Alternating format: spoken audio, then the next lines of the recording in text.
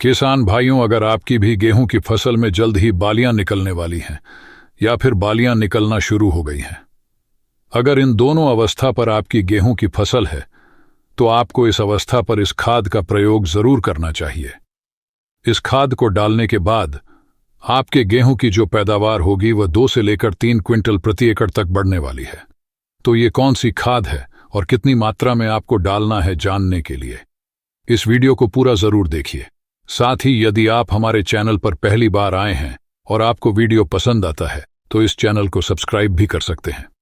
किसान साथियों, जब हमारी गेहूं की फसल में बालियां निकलना शुरू होती हैं, ये जो समय होता है हमारी गेहूं के लिए बहुत ज्यादा इंपॉर्टेंट होता है। यदि इस अवस्था पर हम अपनी गेहूं की फसल की अच्छे तरीके से देखभाल करें, जिस खाद उर्वरक की आवश्यकता है, यदि हम वह खाद उर्वरक डाल दें तो निश्चित ही इस परिस्थिति में आकर भी हम अपने गेहूं की पैदावार 2 से 3 क्विंटल तक बढ़ा सकते हैं। आइए सबसे पहले ये जानते हैं कि जब गेहूं की फसल में बालियां निकल रही हों, इस अवस्था पर हमें अपने फसल की देखभाल कैसे करनी चाहिए। किसान भाइयों, नंबर 1 पर जब आपकी गेहूं की फसल में बालियां निकल रही हों, इस समय आपको अपनी गेहूं की फसल में हल्की सिंचाई जरूर करनी है। यदि इस अवस्था पर आप अपनी गेहूं की फसल में सिंचाई करेंगे तो आपके पौधे को संपूर्ण मात्रा में जो है नमी मिलेगी, और इस समय हमारी जो गेहूं का पौधा है उसमें नमी की अत्यंत आवश्यकता भी होती है, क्योंकि इस अवस्था पर यदि नमी की कमी रहेगी तो भविष्य में हमारी बालियों का साइज छोटा हो सकता है, दाने की क्वालिटी अच्छी नहीं रहेगी और भी कई सारे नुकसान हो सकते हैं। तो सबसे पहले यदि गेहूं की फसल में बालियां निकल रही हैं तो आपको हल्की सिंचाई करनी है, नमी आपको बनाए रखना है। फिर गेहूं की बालियां भी लंबी आएंगे, बालियों में अच्छे तरीके से दाने का भराव भी होगा। नंबर 2 में किसान भाइयों, इस अवस्था पर आपकी जो गेहूं की फसल है उसकी आपको बहुत अच्छे तरीके से देखभाल भी करना है, क्योंकि जब गेहूं की फसल में बालियां निकल रही होती हैं किसान भाइयों, इस अवस्था पर हमारे गेहूं के पौधे में कई सारे बीमारियों का भी अटैक देखा गया है। लगातार अपने फसल पर निगाह बनाए रखनी है। यदि कोई रोग का अटैक होता है, चाहे वह किसी कीट का अटैक हो या फिर फंगस का अटैक हो, तो उसको आपको शुरुआती अवस्था में कम खर्चा करके दवाई डाल के समाप्त कर देना है। अब बात करते हैं कि जब गेहूं में बालियां निकल रही हों, इस अवस्था पर कौन से खाद उर्वरक का प्रयोग करना चाहिए। किसान साथियों, जब गेहूं की फसल में बालियां निकल रही होती हैं, इस समय हमें अपने गेहूं के पौधे में ऐसे उर्वरक का प्रयोग करना है जिसमें किसान साथियों फास्फोरस की मात्रा हो और अधिकतर पोटाश की मात्रा हो। तो इस समय किसान भाइयों, आप अपने गेहूं की फसल की पैदावार बढ़ाने के लिए पोटाश का प्रयोग जरूर करें। अब पोटाश 2 प्रकार से भी आप डाल सकते हैं।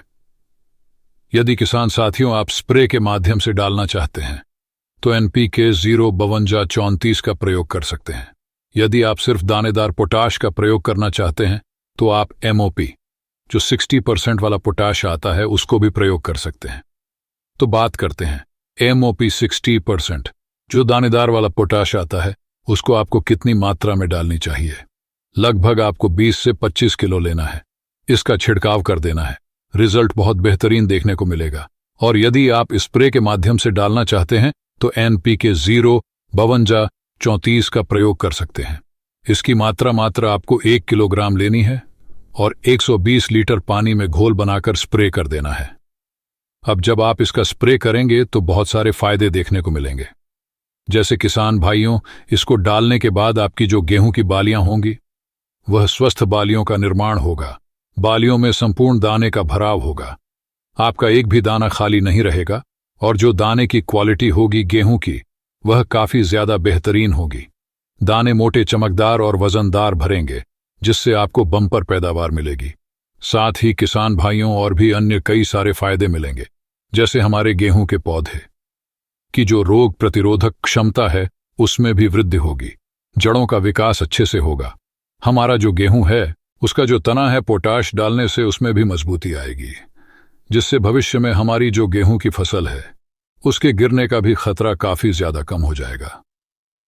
तो किसान भाइयों, ये यदि गेहूं में बालियां निकलते समय आप इन दोनों खादों में से किसी भी एक खाद का प्रयोग करते हैं तो निश्चित आपकी जो गेहूं की पैदावार होगी वह आपको काफी ज्यादा शानदार मिलने वाली है। तो आई होप आपको आज की यह जानकारी पसंद आई होगी। जानकारी पसंद आए तो आप हमारे इस चैनल को सब्सक्राइब जरूर करें। धन्यवाद।